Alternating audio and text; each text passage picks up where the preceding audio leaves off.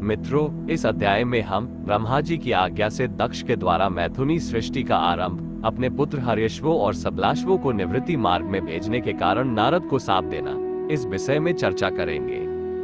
ये रुद्र संहिता का सती खंड अध्याय 13 है।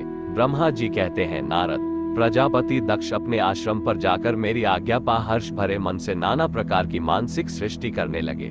उस प्रजा सृष्टि को बढ़ती हुई ना देख प्रजापति दक्ष ने मुझ ब्रह्मा से कहा। दक्ष बोले, नाथ, प्रजा बढ़ नहीं रही है। प्रभु, मैंने जितने जीवों की सृष्टि की थी सब उतने ही रह गए हैं। प्रजानाथ, मैं क्या करूं? जिस उपाय से यह जीव अपने आप बढ़ने लगेंगे वह मुझे बताइए, तदनुसार मैं प्रजा की सृष्टि करूंगा, इसमें संशय नहीं है। मैंने, ब्रह्मा जी ने कहा, तात प्रजापति दक्ष, मेरी उत्तम बात सुनो और उसके अनुसार कार्य करो। सुरश्रेष्ठ भगवान शिव तुम्हारा कल्याण करेंगे। परजेश, प्रजापति पंचजन वीरण की जो परम सुंदरी पुत्री असिग्न है, उसे तुम पत्नी रूप से ग्रहण करो। स्त्री के साथ मैथुन धर्म का आश्रय ले इस प्रजा सर्ग को बढ़ाओ। असिग्नी जैसी कामिनी के गर्भ से तुम बहुत सी संतान उत्पन्न कर सकोगे। तदनंतर मैथुन जनित सृष्टि की उत्पत्ति करने के उद्देश्य से दक्ष ने मेरी आज्ञा के अनुसार वीरण की पुत्री के साथ विवाह किया। अपनी पत्नी वीरण के गर्भ से प्रजापति दक्ष ने 10,000 पुत्र उत्पन्न किए।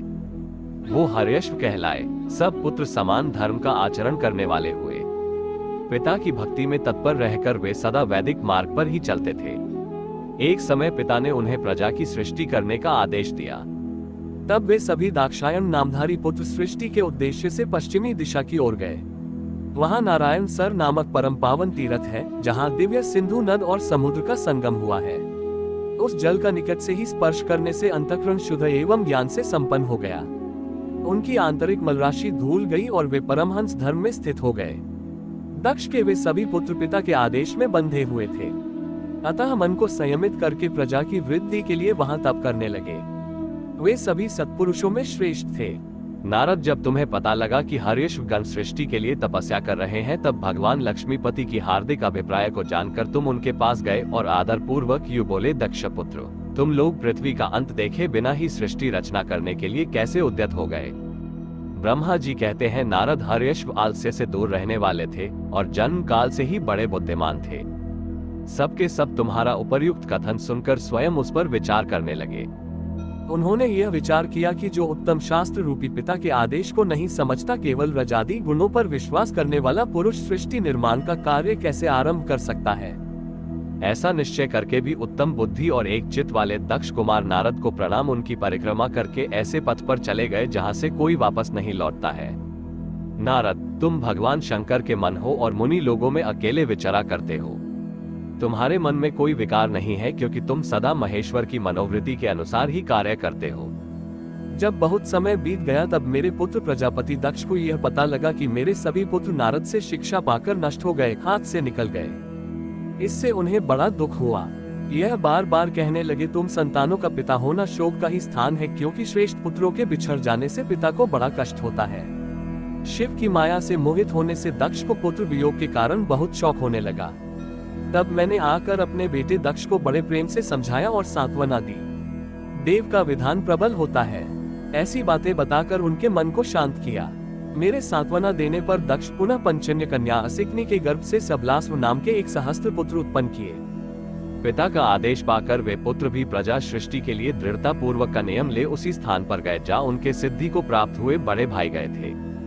नारायण सरोवर के जल का स्पर्श होने मात्र से उनके सारे पाप नष्ट हो गए, अंतःकरण में शुद्धता आ गई और वे भी उत्तम व्रत के पालक सबलाश्व प्रणव का जप करते हुए वहां बड़ी भारी तपस्या करने लगे। उन्हें प्रजा सृष्टि के लिए उद्यत जान तुम पुनः पहले की ही भांति ईश्वरीय गति का स्मरण करते हुए उनके पास गए और वही बात कहने लगे जो भाइयों से पहले कह चुके थे। मुनि, तुम्हारा दर्शन अमोघ है। उनको भी भाइयों का ही मार्ग दिखाया, अतएव भाइयों के ही पद पर उत्तम गति को प्राप्त हुए। उसी समय प्रजापति दक्ष को बहुत से उत्पात दिखाई दिए। इससे मेरे पुत्र दक्ष को बड़ा विस्मय हुआ और वे मन ही मन दुखी हुए। फिर उन्होंने पूर्ववर्ती तुम्हारी ही करतूत से अपने पुत्रों का नाश हुआ सुना, इससे उन्हें बड़ा आश्चर्य हुआ। वे पुत्र शोक से मूर्छित हो अत्यंत कष्ट का अनुभव करने लगे। दक्ष ने तुम पर बड़ा क्रोध किया और कहा, यह नारद बड़ा दुष्ट है। दैववश उसी समय तुम दक्ष पर अनुग्रह करने के लिए वहां आ पहुंचे। तुम्हें देखते ही शोका आवेश से युक्त हुए दक्ष के ओठ रोष से फड़कने लगे। तुम्हें सामने पाकर वे धिक्कारने और निंदा करने लगे। दक्ष ने कहा, ओ नीच, तुमने यह क्या किया?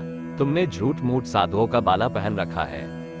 इसी के द्वारा थककर हमारे भोले वाले बालकों को जो तुमने भिक्षुओं का मार्ग दिखाया है, अच्छा नहीं किया। तुम निर्दय और शठ हो, इसीलिए तुमने हमारे इन बालकों के जो ऋषि ऋण, देव ऋण और पितृ ऋण से मुक्त नहीं हो पाए थे, लोक और परलोक दोनों के श्रेय का नाश कर डाला। जो पुरुष इन तीनों ऋणों को तारे बिना ही मोक्ष की इच्छा मन में लिए माता पिता को त्याग कर घर से निकल जाता है, सन्यासी हो जाता है, उसको अधोगति को प्राप्त होता है। तुम निर्दय और बड़े निर्लज हो, बच्चों की बुद्धि में भेद पैदा करने हो और अपने सुयश को स्वयं ही नष्ट कर रहे हो। मूमते, तुम भगवान विष्णु के पार्षदों में व्यर्थ ही घूमते फिरते हो। अधमाधम, तुमने बारंबार मेरा अमंगल किया है, अतः आज से तीनों लोकों में विचर करते हुए तुम्हारे पैर कहीं स्थिर नहीं रहेंगे अथवा कहीं भी तुम्हें ठहरने के लिए ठौर ठिकाना नहीं मिलेगा। नारद, यद्यपि तुम साधु पुरुषों द्वारा सम्मानित हो, तथापि उस समय दक्ष ने शोक वश में तुम्हें शाप दे दिया। वे ईश्वर की इच्छा को नहीं समझ सके। शिव की माया ने उन्हें अत्यंत मोहित कर दिया था। मुने, तुमने उस शाप को चुपचाप ग्रहण कर लिया और अपने मन में विकार नहीं आने दिया। यही ब्रह्मा भाव है। ईश्वर कोटि के महात्मा पुरुष स्वयं शाप को मिटा देने में समर्थ होने पर भी उसे सह लेते हैं। ओम नमः शिवाय। ये अध्याय समाप्त हुआ। अगर आपको हमारी कथा अच्छा लगा तो इसे अपनी प्रियजनों को शेयर करें। हमारा चैनल श्री पपेस को सब्सक्राइब करें। धन्यवाद।